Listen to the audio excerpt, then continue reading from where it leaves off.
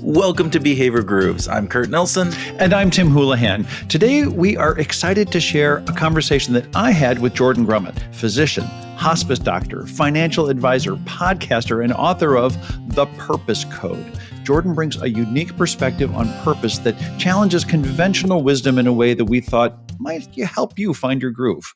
Yeah. Now, just to set the stage, I was unable to be part of the interview, but Tim, you were the superhero and you did the interview solo.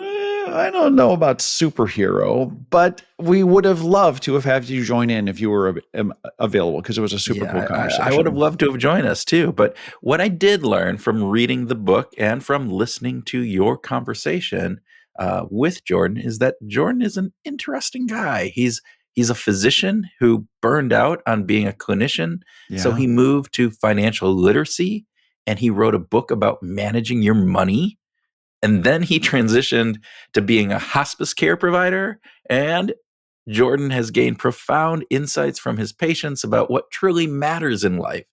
And in our conversation, or in your conversation, he is going to share that wisdom that he acquired and help us focus on what matters most in life and what brings us the most happiness. And here's a hint. It's not more money. Yeah, Jordan. Not more money, Tim. It's not more money.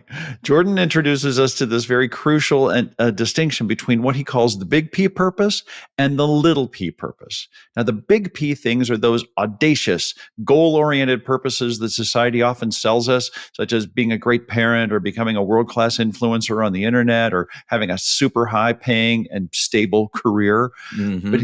But here's the problem. These big P purposes involve big, hairy, audacious goals that you have to pursue across your whole lifetime. And if you don't make it, it can feel like failure.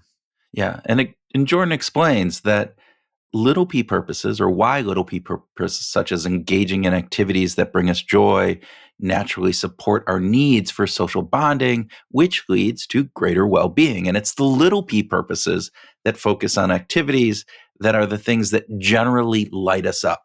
These little p, I use air quotes there for people who aren't watching on YouTube, are all about the processes where the big P purposes are often focused in on those big, hairy, audacious goals, as you said. And lofty goals, while they can be very inspiring and motivating, can also lead to anxiety. And 91% of people at some point in their life have something called purpose anxiety. And in Jordan's mind, the big P purposes are always bad. In the conversation I had with Jordan, we also explored why it's never too late to discover what brings you joy, or how to identify your purpose anchors, and why purpose doesn't require privilege or abundance of resources. Maybe all of that just needs a bit more courage. And Tim, you talk about how childhood joys and childhood regrets and even the free time that we all have can guide us towards a more meaningful living. Plus, you talk about rap music, classical music, and yes, even collecting baseball cards. You got to get in on this conversation. So join us for this very thoughtful discussion about finding meaning, avoiding regrets, and creating a life that aligns with your authentic self. So sit back with a healthy pour of purpose, little p, and enjoy our conversation with Jordan Grumet.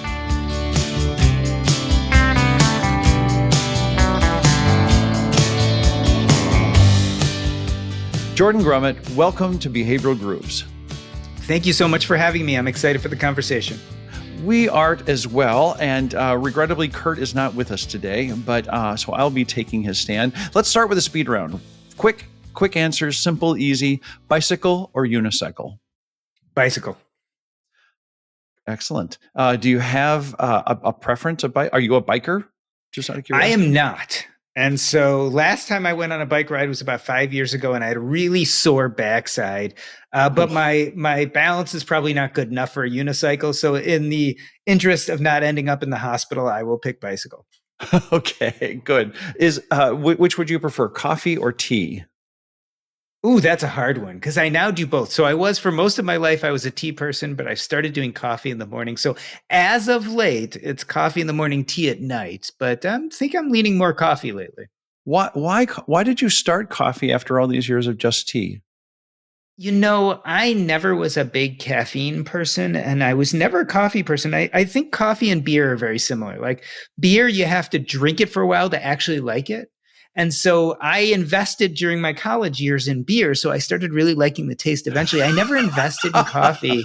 But as I get older, you go for breakfast a lot. You hang out with people now that my daughter works at Starbucks. So coffee is always around. And so I eventually invested in it, which means you got get over the first few times of adding too much sugar and cream. But now I'm to the point where I actually just like it. I like the way it feels in the morning. I like the way you frame that. This idea of investing in the taste. I've never had coffee because I didn't like the taste when I was young, and so it was like I'm just not going to drink it. But wine was something that in my 30s, Similar. like it was like, yeah, what's so great about this? But then it's like, wow, everybody's drinking it. I guess I should kind of work through it, and I invested that time and energy into it. I love that. Okay, third speed round question: is purpose a four-letter word? Oh, it most definitely isn't. Purpose is fantastic. Yeah. But it can be a four-letter word if we look at it incorrectly. Excellent. Okay, we're going to definitely dig into that. And the last speed round question: big P or little p? Which is better? Oh, little p all the way. Your big P is going to get you in trouble. It's what makes purpose a four-letter word. So big P purpose can definitely lead you astray and lead to lots of anxiety. Okay, Jordan, let's dig in on that. You're a physician, financial guru, blogger, podcaster, author. You've had a wide variety of experiences in your life. You've chosen to write a book on purpose. Why, of all, this massive variety of things that you've done in your life, why does purpose become the thing that you want to coalesce all your energy on? So it's a roundabout story. I was a practicing physician. I burnt out. I looked at my finances. I was lucky enough to find the financial independence movement, realized I probably had enough money that I didn't have to be working so hard, and got rid of everything I didn't like about medicine except the one thing I loved, which was hospice work, dealing with the Mm, terminally ill and the dying. In the meantime, this opened up a huge amount of free time. And so I started doing things that really excited me. In this case, I started blogging and eventually podcasting about personal finance because that was the thing that helped me get out of medicine, something I was mhm. burned out from. And I had a podcast about financial independence and personal finance. And I'd have all these entrepreneurs and these financial independence experts, these business people, and these authors, these experts. And they could tell me everything about how to make money, but they couldn't tell me why or what enough looked like. Yeah. And I started looking for those answers. And where did I find those answers? From my dying hospice patients who were looking at life through the lens that they only had days or weeks or months left. And they saw their lives with clarity. And they spent a lot of time talking about regrets. What do I regret? I never had the energy, Yeah. time, or courage to pursue. And that formed what I call a purpose anchor, a version of what could look like purpose in their lives. And so I was seeing the dying deal with this, and I wanted to bring all that knowledge to the living. And so I wrote a book about what the dying can teach us about money and life. And I went to market that book. And a big premise of that book is that we should be putting purpose first. Like most people build a financial framework, and then once they get where they want to go financially, finally start thinking about purpose. And I want to argue the opposite. We should be putting Yeah. purpose first and build a financial framework around it. I went to give these talks. I went to a bunch of conferences. And at the end of my talks, people would come up to me and they'd be pissed off. They'd be angry. And this had never happened to me before. When I was giving talks, I try to be uplifting, I try to excite Right. people. And so people would come up to me and say, look, you keep telling me to find my purpose. I've been trying to find my purpose my whole life. I don't know what it is. And in fact, I don't even think there is a purpose. Please stop telling me to find my purpose. And so, of course, after hearing this a few times, I did a deep dive into the literature and I found something that seemed to contradict itself.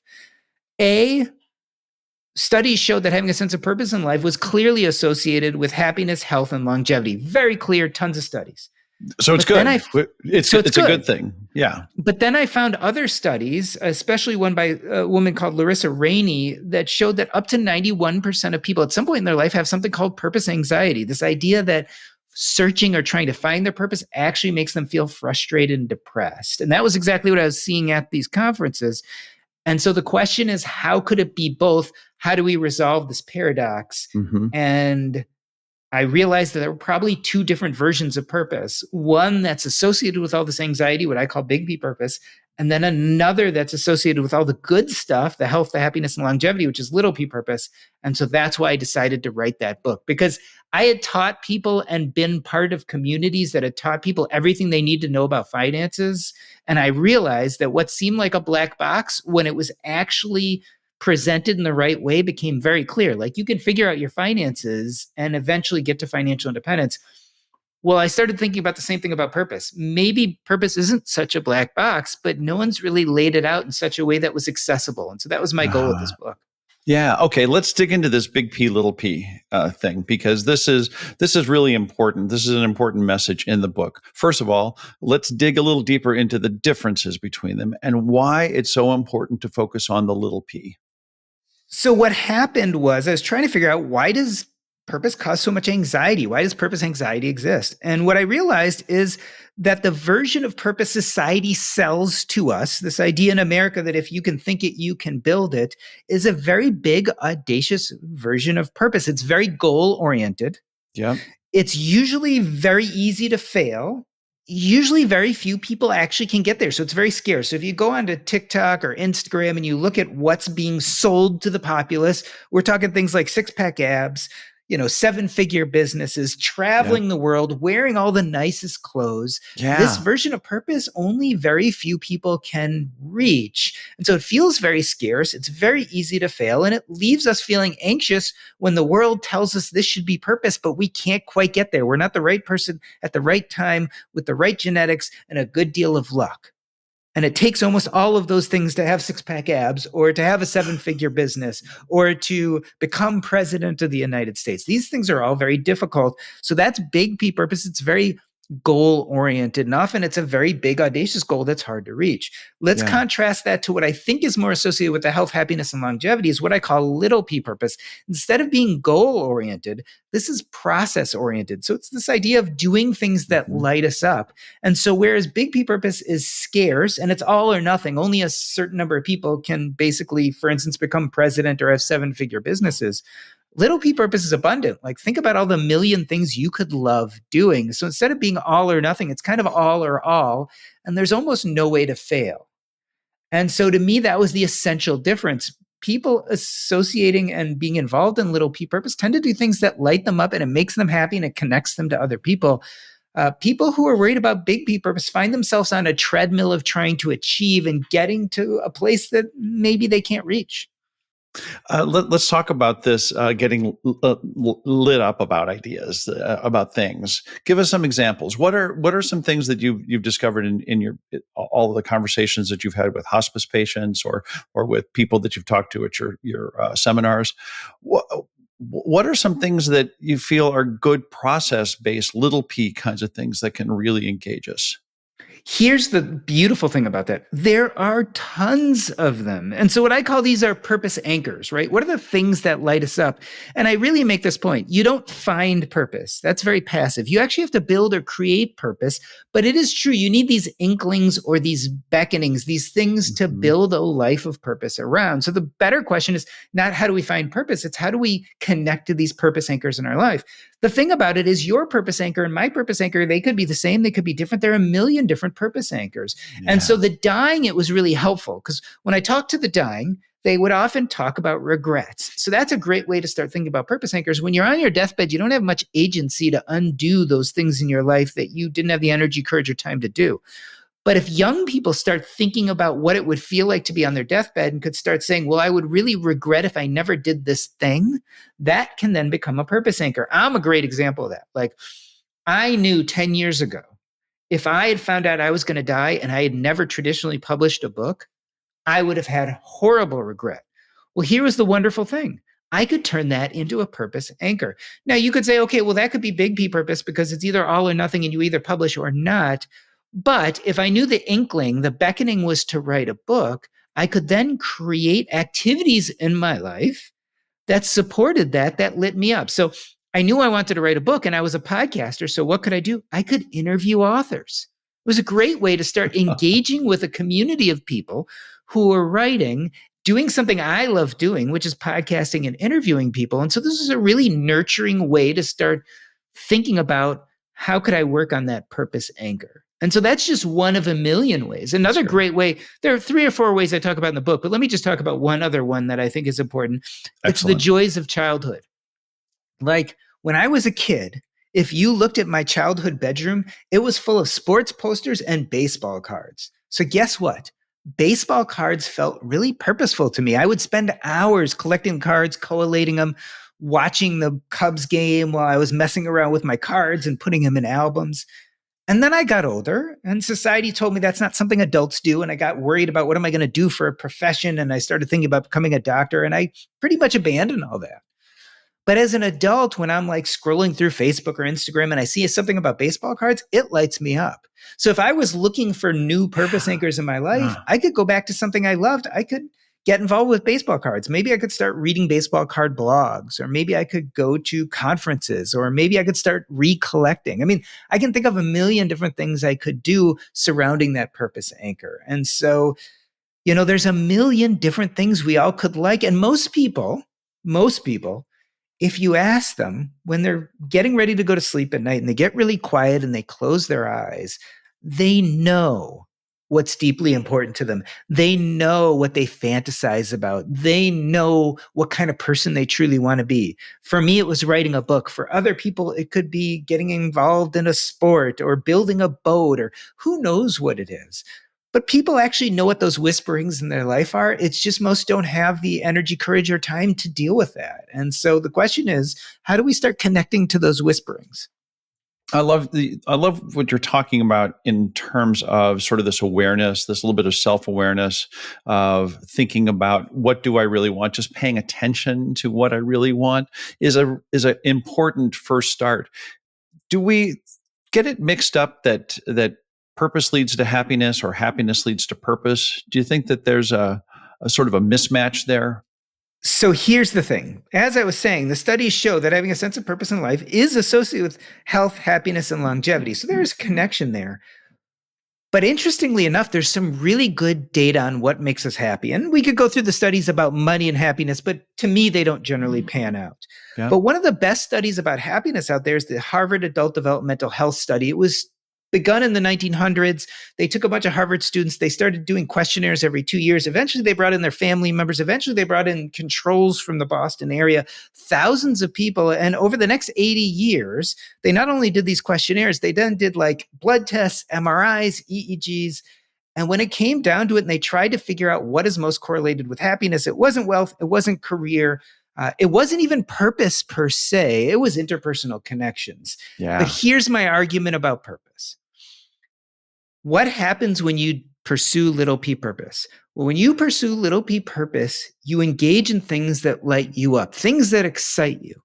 And when that happens, like a moth to a flame, people see you lit up and they want to engage with you. They want to collaborate. If they have something to teach you, they want to be your teacher. If they have something to learn from you, they want to be your student. This is actually how we form communities. And what they're called are communities of internal purpose. These are communities of people who come together for a vision of purpose, a passion, something that connects them. And that's where the interpersonal connections come in. I dare you to do something that deeply lights you up and not connect to other people. Because ultimately, one way or another, you most likely will. And that becomes the bulwark against the difficulties in life, right?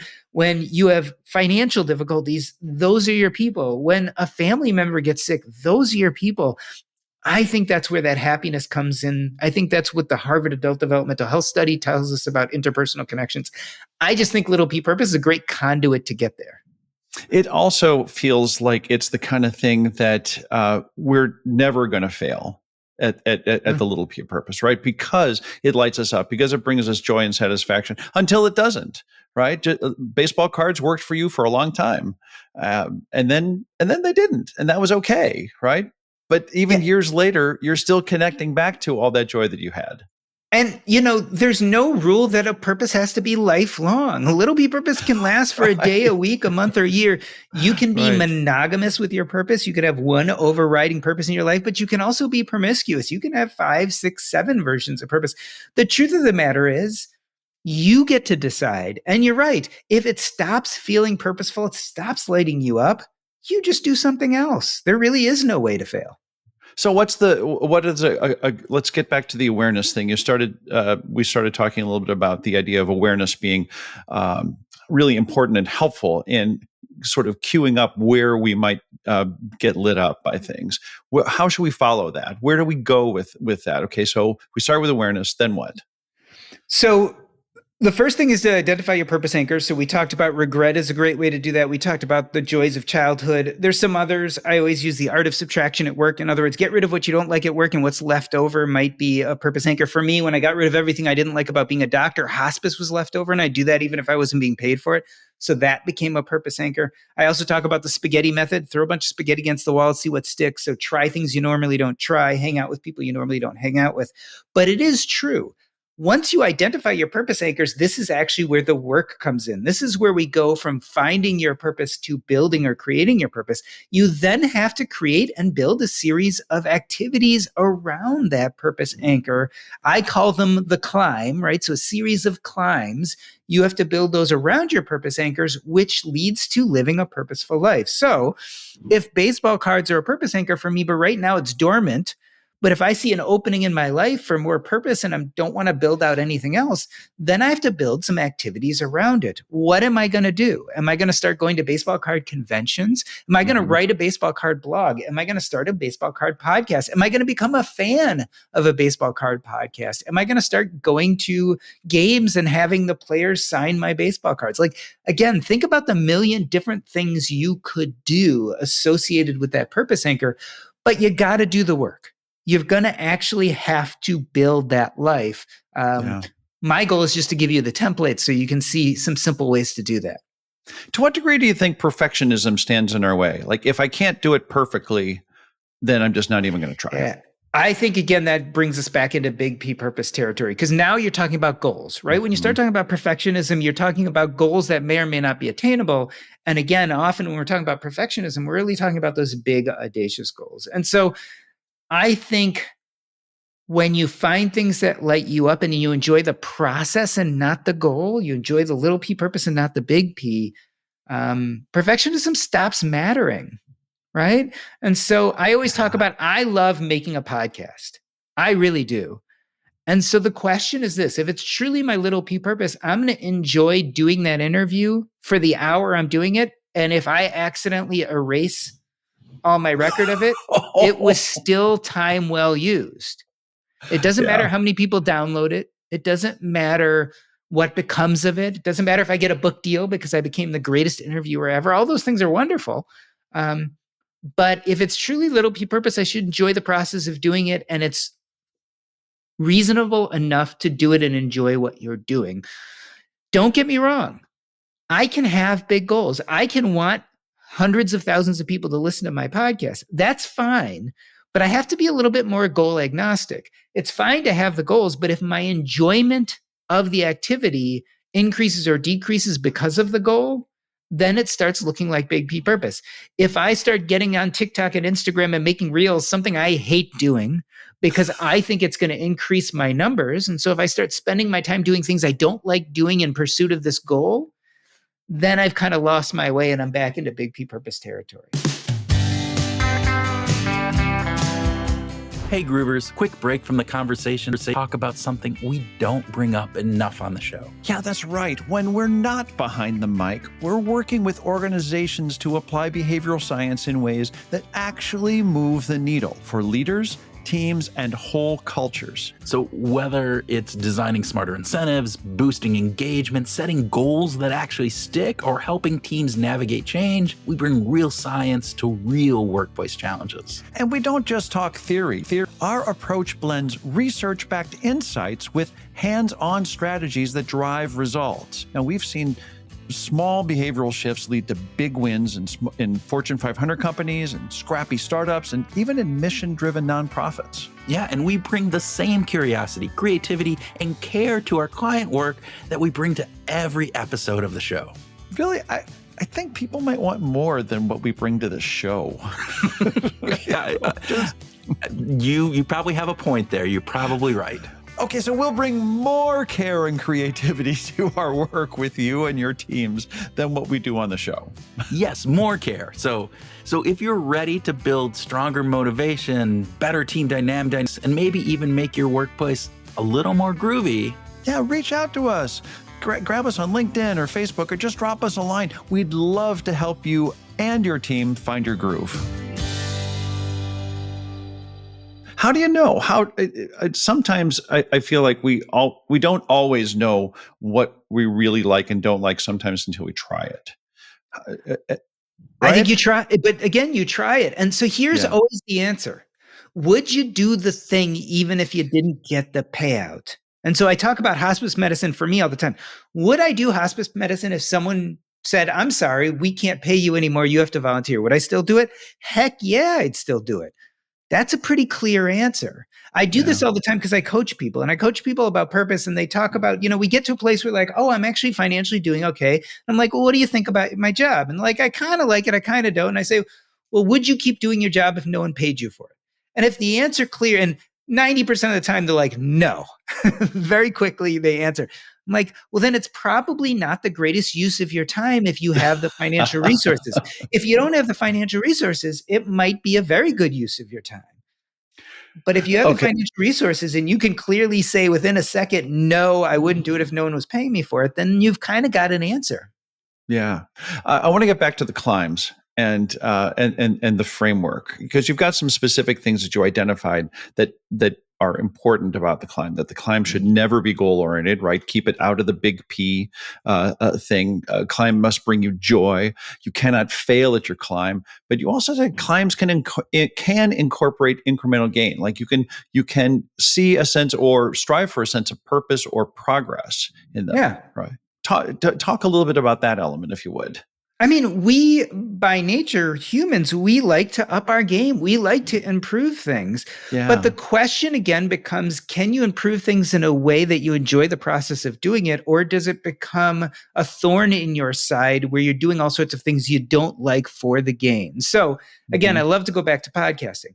I can have a goal with podcasting to get 1 million downloads a month. And I can love podcasting. So it's a little P purpose because I love doing it.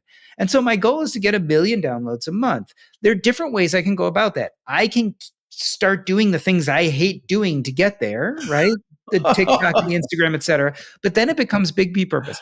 But I could also start studying great interviewers. Like I can listen to Terry Gross on NPR Fresh Air, and I can spend some time studying her interview techniques, and I really enjoy that. Maybe I go to Toastmasters, and I like giving public speeches, and it'll make me a better podcaster, and I'll do a Toastmasters course.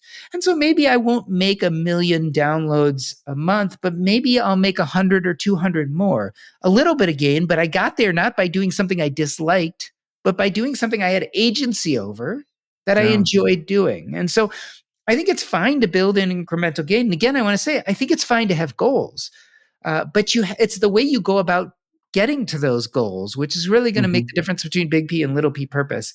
And I think most of us do like this idea of incremental gain. I like the idea that my podcast can grow over time. I like the idea that I can be a better interviewer. And I don't think that has to stop us from pursuing these versions of little P purpose. What are your thoughts about people who can't afford climbing shoes, as you write in the book? So there's a lot of talk. So whenever I talk about these things, of course, people say, well, that's a really privileged thing to say, especially, you're a doctor. So of course you have enough money. You can start thinking about purpose. And so I hear the excuses are always the same. The excuse is I don't have enough I don't have enough money or time. That's what I always hear. The third one that no one says, which I think is the more important one, is I don't have enough courage. And so let's talk about the money and time. I like to talk about time first because it's easiest. The Bureau of Labor Statistics does the U.S. Time survey every few years, and it shows that your average American has between 4.5 and 5 hours of free time a day.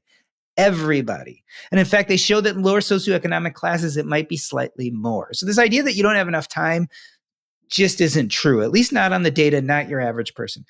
So then there's the question of I don't have enough money. And I face this all the time. And so I guess the way I'd like to say it is that money is a tool, and it's a wonderful tool. And if you have a lot of money, you certainly can free up some time by paying other people to do the things you don't want to do. But where people make the mistake is they think it's the only tool, and it's actually one of many different tools. So you not only have your money, but you have your youth, your energy, your passions, your community. You have all sorts of things. So I like to talk about, for instance, a theoretical 22-year-old who is doing a job that they hate. They couldn't find anything else out of college, but they need to make a living. They need to put money on the table. And so they're working their 8 to 6 and hating it. And they come up to someone like me and they say, you know what? It's great. You're a doctor. You're established. You have plenty of money. Of course, you can talk about purpose, but I can't do that. And I like to point out that while they don't have as much tool of money that I have, they have some tools in their toolkit that I don't have. And so for one is they have their energy and their time. At 22 years old, you have way more energy than I have. And you also have more time. Like you don't have a mortgage. You're probably not married. You don't have kids. And so on a Sunday afternoon, you could spend a few hours doing something that felt joyful and purposeful. Maybe a side hustle. Maybe you used to ride bikes when you were a kid and you used to compete and you got really good at fixing your bike. And so maybe for 3 hours a week, you can go to the local bike track and offer to fix other people's bikes when they break down in the middle of a race because you have all this knowledge and no one else has it. And maybe you make a little money doing that. And let's say you try doing that for 6 months. You've used your youth, your energy, all these tools I don't have, your knowledge of bikes, your passion that I don't have because this was something you have. It's a tool. And let's say after 6 months, you make a little money doing this. And maybe instead of working 8 to 6 Monday through Friday, you can work 9 to 5 Monday through Friday, or maybe you can work 8 to 6 Monday through Thursday. So what's happened there? Not only have you added in 3 hours of purposeful activity in your life on that Sunday, so you've used the joy of addition to add in some little purpose in your life, but now you've made a little extra money, which gives you some margin to use the art of subtraction to subtract out some of the things you don't like in your life and the job you don't like. And so this is a perfect example of how someone without money, without quote unquote the privilege, can still start building purpose in their life. And there are just so many different ways to do that. You could be the same kid at 22, and maybe you don't do any of that, but you also have the benefit of having your parents live in town. And so you can use your family connections, and maybe you stop renting an apartment and start living with your parents, and they let you pay half rent or no rent at all. And that gives you some economic margin to maybe work a little less or choose a different job, which lights you up more, but doesn't pay the bills as well. And so think about all the different tools and levers we have to start living a life of purpose. To think that only money is the thing that's going to get you there, I think is an excuse. I think when people say they don't have the money or time, what they're really trying to say is I don't have the courage, because courage is undoubtedly the more difficult one. Yeah. It's the ability to say, I want a different outcome, so I'm going to try something different. And when you try something different, you step out of your comfort zone, and stepping out of your comfort zone always feels uncomfortable. And we hate feeling uncomfortable. So it's much easier to say, I don't have time or money. Purpose is for someone else. I really like the way you emphasize this idea that these don't have to be all or nothing kinds of things. Like this idea of making incremental changes in our life is much easier to fathom because it allows us to feel like we could play a little bit, which means things might not go right. We might not always win. It might not always be perfect, but we could still have fun trying something. And if that does light us up, continue to put more effort and time and energy into it. And look, I mean, I'm a hospice doctor. My dad also died when he was 40 and I was 7. So I am acutely aware of this idea that we only have a certain amount of time on this earth, and we have almost no control over that, right? You can exercise, eat well, wear your seatbelts. You can do some things to increase that time. But basically, you're born one day and you're going to die another day. And the amount of time in between there, you have almost no control over, and you can't change time. It passes no matter what you do. You can't buy it, you can't sell it, you can't trade it. There's one thing you can do. You can try to fill that time with more purposeful, meaningful activities and get rid of stuff you don't like doing. It's the only thing we can do in life. It's winning the game is beating that calculus. It's spending more time doing purposeful things and less time doing things you loathe. So it is required that all of us start today looking at our life and Start making these incremental changes. You're not going to go from 0% purpose to 100% purpose right away, but you might go from 0% to 2% to 5% to 10%. And by the time you're old like me at 51, hopefully the balance is moving way much more towards purpose and getting rid of things you loathe. You wrote some really thoughtful and interesting comments in the book, and I wanted to read one and get your feedback on it. You said that we should not confuse regret with disappointment. Disappointment surround big, audacious goals for which we simply don't have the skills or luck to succeed. And I thought that this was a really great, of course, the way that you parse out big P and little p is fantastic. Parsing out disappointment and regret is a really wonderful thing. Can you talk about that a little bit? It's all about agency, right? Yeah. It's all about agency. Regret is I was texting and driving and caused a car accident, and it's done. It's over. I can't go back in time and change that. That's disappointment. Regret is I really wanted to traditionally publish a book, and I never had the energy, courage, or time to do it, so I didn't do it. But here's the beautiful thing. A lot of times, if we have time left, if we're not on our deathbeds, regret is something that we can turn into a purpose anchor. Now, here's the other piece that no one ever tells you. They say, yeah, but disappointment is disappointment. I can't go back and undo that car accident. But you could start building activities and climbs around undoing that. So you can't change the fact your car accident maybe hurt someone, but you could start educating people on the dangers of texting and driving. You could build awareness. You could get out there and public speak and talk about the mistakes you've made. So even if it's disappointment we're plagued with, all is not lost. We can still start doing things to change the world. But regret is easier, actually. Regret is much easier than disappointment. Yeah. I want to get back to the great limiter of mortality and how important it is to frame our decision making. I think a lot of people struggle with balancing sort of short-term effort with long-term gains, right? I mean, you wrote about this in healthcare and all kinds of things. We've got lots of evidence of it. And yet we have, 4.5 hours or so every day available to us in free time. How should people think about attacking some of that free time and using it to start to dive into their purpose? I really think that the first step is really those purpose anchors. And so I think what we really need to do is start thinking about what are the important things in our life? What lights us up? And I think once we become clear on what those things are, it becomes easier to then start building some activities around them. And I love looking at this framework of winning the game. And again, winning the game is spending as much time as possible doing purposeful things and as little time as possible doing things you loathe. Most of us start on one end and hopefully we'll work to the other end. And so we really are talking about incremental change. If you feel burned out, tired, and feel like you don't have much purpose in your life, we're really talking about building maybe 30 minutes, 45 minutes of something purposeful a day into your life. Again, for you, maybe that's reading a blog about horses because you love horses and haven't had time to deal with it. Maybe it is going out and buying a pack of baseball cards.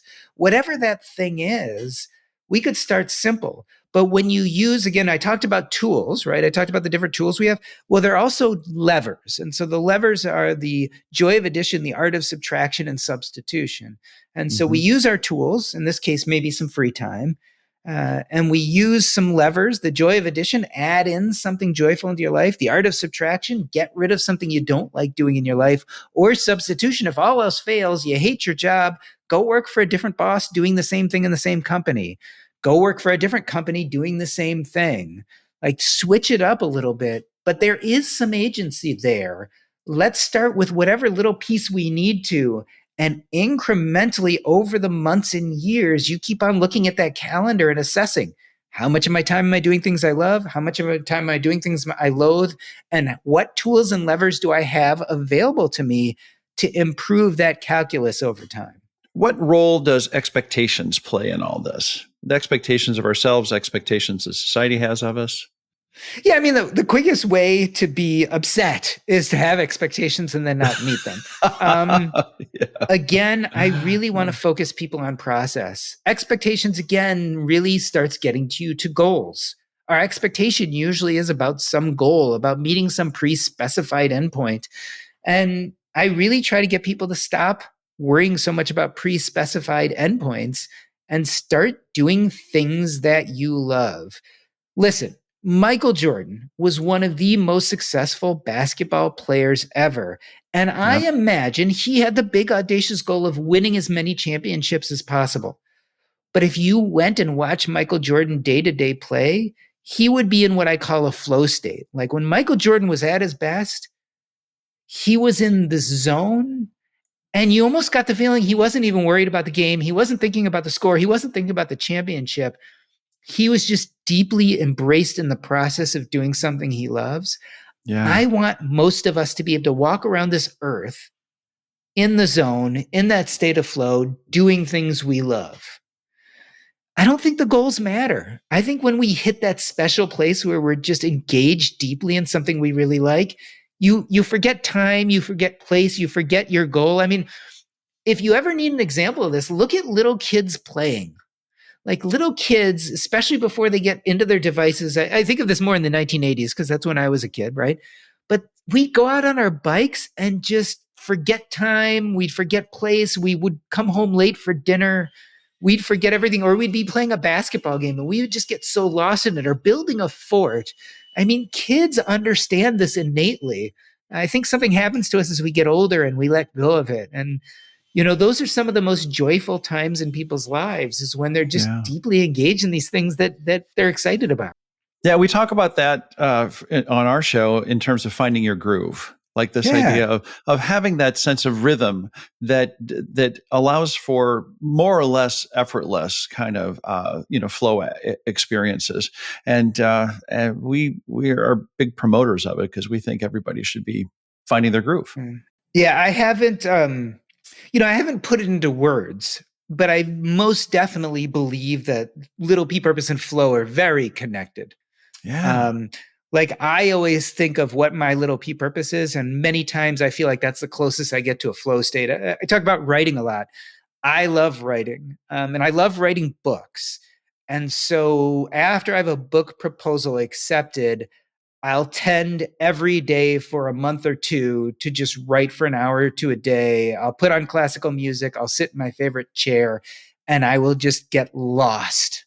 And to me, that's the essence of both little P purpose and flow, because it's when I lose track of everything and I'm just doing that thing I feel like I was meant to do. Wow. Um, Well, let's follow this for just a second. You said you put on classical music. You like to write with music in the background? Very, very quietly. Something about classical music is to me is uplifting. It unlocks some version of creativity. I have the same playlist. I've been listening to it forever. Same music, and it Wow. to write. So I write nonfiction, right? So people think of this as very logical and organized. But if you read any of my writing, you'll know that there's lots of emotion behind what I write. Very much And so. so for me, writing is a very emotional experience. It's a very musical, actually, experience. There's a cadence to the way I write and the way I think, and a sound to the way I write. So to me, the music and the cadence and that state of flow, it all kind of comes together to get me in the right place, to emote in the correct way, but also get the point across, right? To both be emotional and logical at the same time, which is not always the easiest thing. So writing is better with music on than it is without. For me, yes. Yeah, yeah, I think that that's fascinating. Well, let's take this just a step farther. Let's say that you were stranded on a desert island for a year, and you could take two musical artists with you. I mean, their entire catalog, actually, not the people, but all the music that they've created in their life. Who would you drag along with you? Man, that's hard, because a lot of times I listen to classical music too. It's a mix of multiple different artists. I'm one of those interesting people. So my kids started playing violin, so I started liking classical music. Never liked it before that.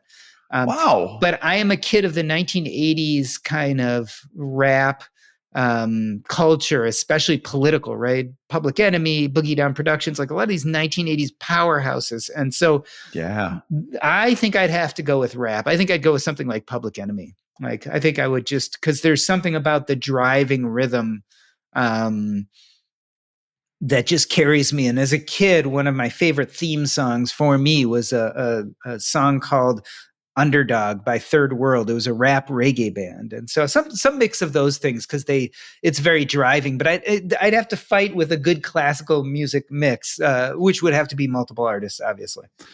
Okay, so that's okay. So what would your two, would Public Enemy be number one and Underdog? This is either Third World or, like I said, or I could throw in just a good classic music mix, but I couldn't go with one specific artist on that one. That's interesting. But you've been using the same classical music mix for some time? I have the same to write to mix of artists. What? I think it's fascinating that you're not looking for variety, right? You're looking for that particular stimulant. If you think about it, right, I believe that flow is a mind state. And I think I know reliably what gets me into that mind state, right? And so it's certain, there's something about music specifically that brings out emotion in such a way that it's a shortcut. So a lot of people, for instance, writers, but a lot of people who do something repetitive and creative will tell you that they have their favorite seat and they have their favorite place. For instance, I have shortcuts. Like if I want to write, actually, strangely enough, especially when I'm doing short form writing, a lot of times instead now I'll get in front of the microphone and just dictate, because I know that being in front of the microphone after podcasting for so long stimulates a certain area of creativity in my brain that opens me up to flow better when it comes to ideas. So I'm very much in this idea, if you create the right environment, you tend to unlock pieces of yourself that serve, for instance, for like book writing and those kind of things, for creative endeavors. So that might be a tip for people who are thinking about how to use their 4.5 hours of free time if they're going to try and get into this purpose. Context matters, right? Yeah. Oh, it certainly can. If you get yourself in the right space, it unlocks your brain in ways that I think ends up being most creative. I think that's fantastic. Jordan Grumet, I want to thank you so much for being a guest on Behavior Grooves today. Thank you so much for having me. It was a great conversation.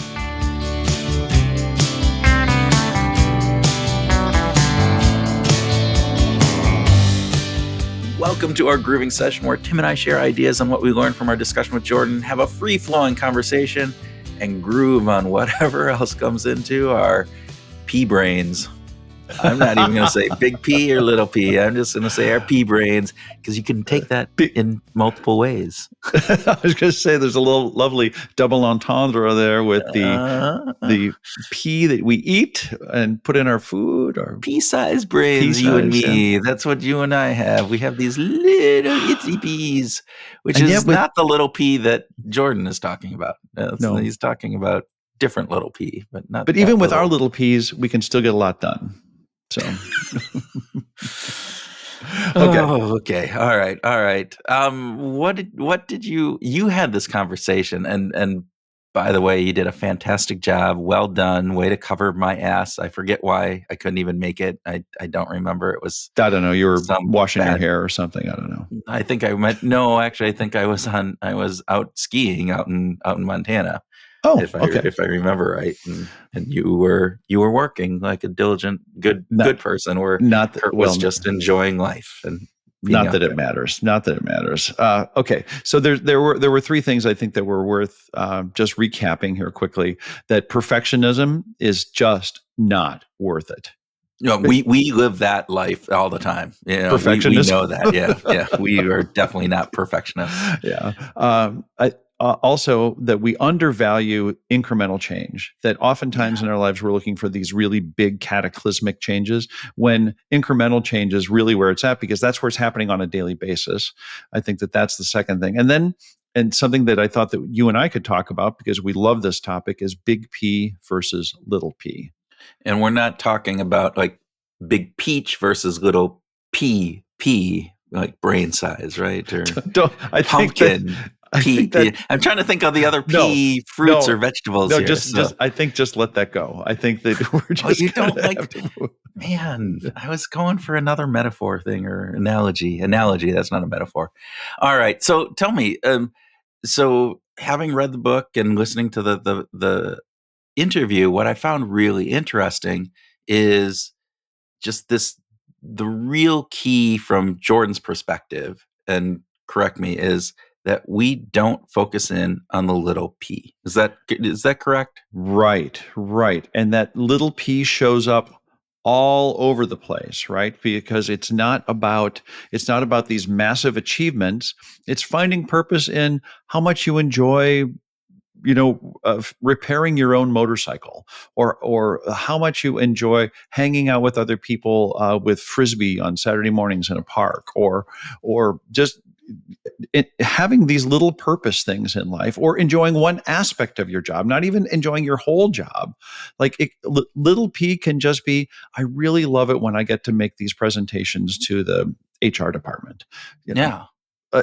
that could, oh, I okay, don't know maybe if not that. anybody has a Maybe super excitement about giving presentations to the HR department. However, I understand what you're saying, right? yeah. There are It- those it- pieces. Go ahead. yeah. Well, that's the thing, is that we can find them if we look for them. I think that that's part of what Jordan is advocating, is let's kind of get off of our, oh, I don't have any purpose in life, or I'm not finding the big meaning, and so this job sucks. It's like, what about the small meanings? What about the little things, the little p's that we could derive some sense of purpose and hence meaning from?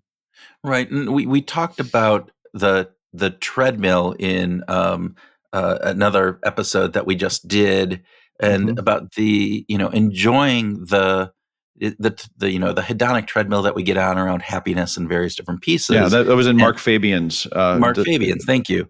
And this idea that, oh, we're always looking to get to the at the end of the treadmill, and you Mhm. don't, right? That's that you don't get to a destination. And so this little p is about, and I think I use the analogy of like, well, maybe we need to have multitudes of treadmills in our lives. And is that kind of Mhm. what this is? It's like you can have this treadmill, which is about, my frisbee on Saturday mornings, this treadmill, which is about, giving my presentation to HR teams, and this Yeah. treadmill on, going skiing in the mountains, or enjoying a great book or whatever that would be. It's those little P's that are important. And it's about the walking on the treadmill, not getting to a destination. Is that I think it's a great way of thinking about it, Kurt, because you just mentioned some of these kind of specific domains, but like, where do we find purpose in our experiences?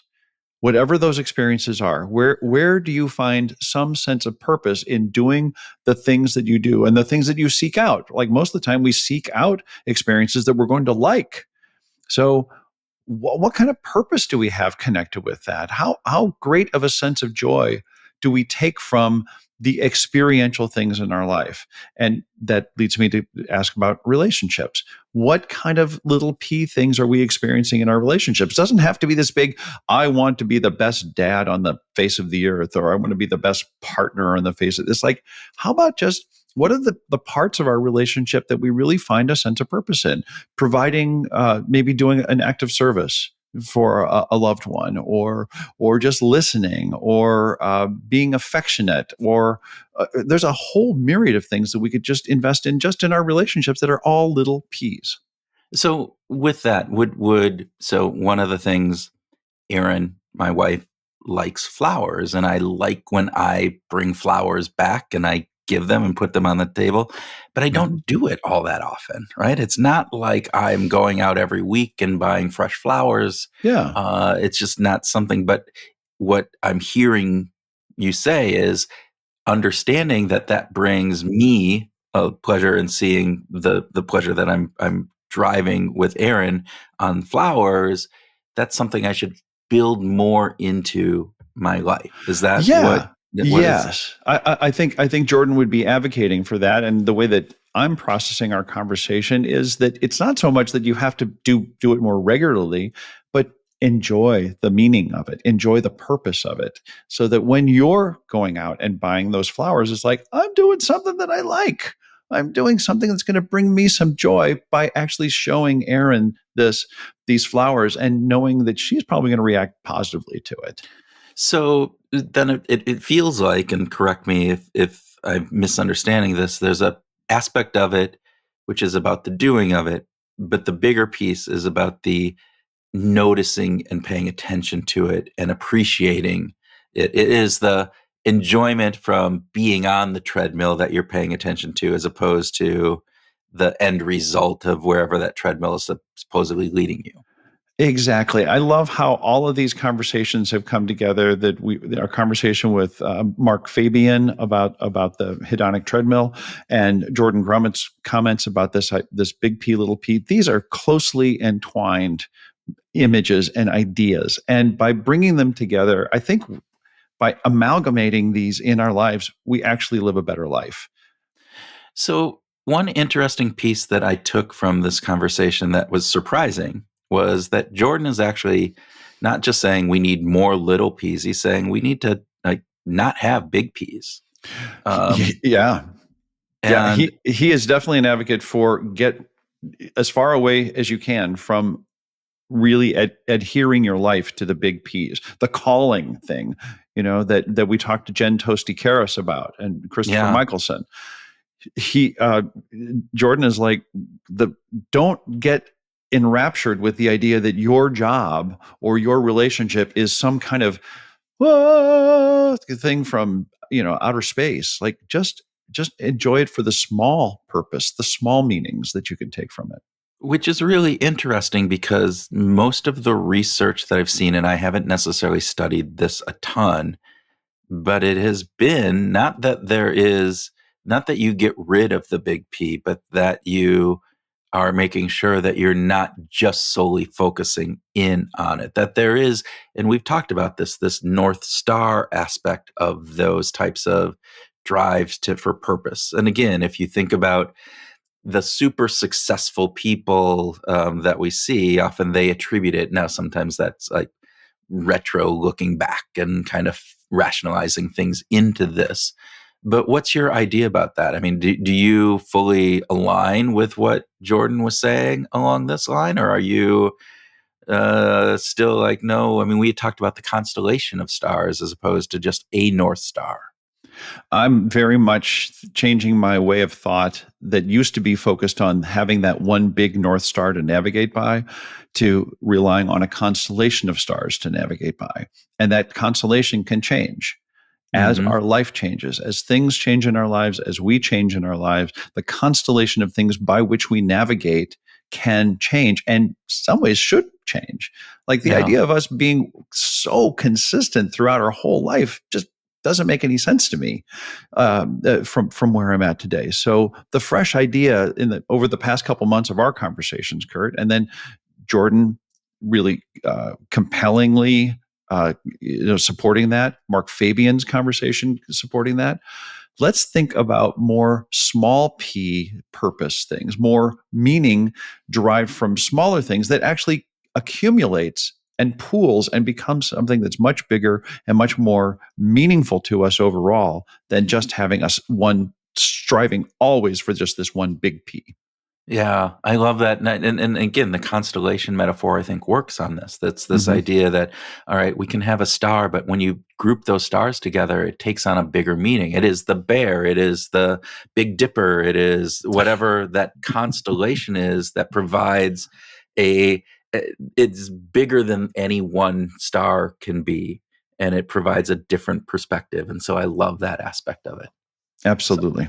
Absolutely. all right. Just Anything else, or are we ready to wrap? I just I thought it was a great conversation, and I love getting to talk to smart people who have cool ideas, and There you Jordan was that. So go. yeah, Yeah, it's yeah. very cool people with cool ideas. That's what we do here on Behavioral Grooves. And with that, folks, if you think that you get any cool ideas from listening to our conversations with these cool people, And I know that Tim and I may not be cool, but we're the nerds that get to have these conversations with them. Leave us a review on your pod service or whatever it would be, because that's how other people can find us and helps them find us. And it goes a long, long way in just making us, more people able to hear this cool conversations that we get to have. Absolutely. Absolutely. Please do leave us a review, leave us a quick rating. And if you also, have time, share it with a friend. Just Yeah. just do a little word of mouth, put it in an email, share it with somebody. That would be good. Yeah, go out to our YouTube channel. You can just search Behavioral Grooves on YouTube and you come to our channel and follow that or subscribe to that, I think, on YouTube. And there'll be shorts that are out there that are like 30-second clips or a minute clip. And you can share those with your friends. And And you'll then look you'll look super cool. Yeah. and you'll be showing off your little P purpose of saying, hey, there's something meaningful in this. All right. So with that, folks, hopefully you were able to take some insight into building more little P into your life in order to help you find your groove.